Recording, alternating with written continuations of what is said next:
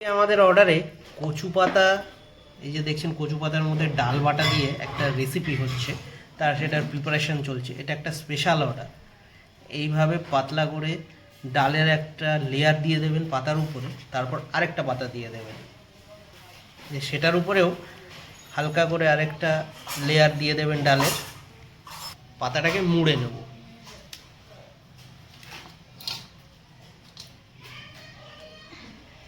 এইভাবে মুড়ে নেব, দিয়ে সব সুতো দিয়ে বেঁধে দেবো।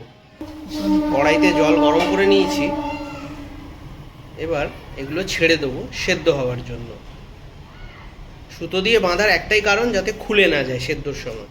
এবার সেদ্ধ হয়ে গেলে এগুলোকে ছোট ছোট পিস করে ভেজে নেব, দিয়ে আমাদের ঝোলের কাই তৈরি হয়ে গেছে, এর মধ্যে দিয়ে আমরা এটাকে ফুটিয়ে নেব, তাহলেই আমাদের রেসিপিটা হয়ে যাবে।